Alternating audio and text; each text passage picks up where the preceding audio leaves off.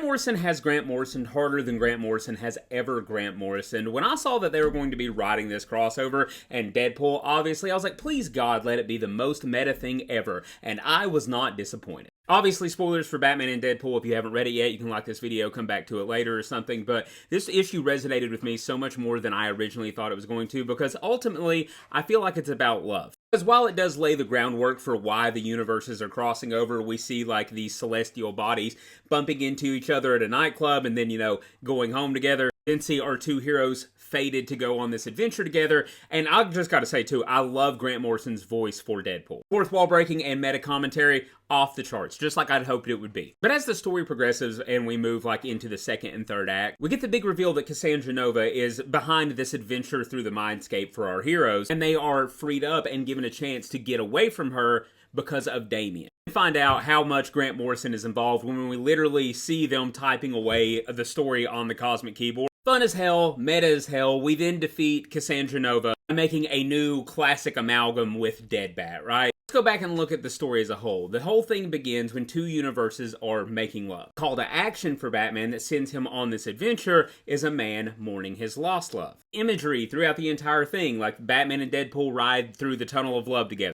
They're going on like a gondola ride through the middle of Venice. The characters are Cassandra Nova and Damian Wayne. The side characters, they're characters that Grant Morrison created. The story ends with these two lovers of universes going their separate ways, which they always were going to have to. Then the man at the beginning of the story who was mourning his lost love, getting her back. I believe, because of how meta this entire story, Victor in this is representing Grant Morrison. Grant Morrison hasn't written superhero comics in 4 or 5 years. But this brief romance between these two universes created this opportunity for Grant to fall in love with heroes again. Again, most Grant Morrison book ever.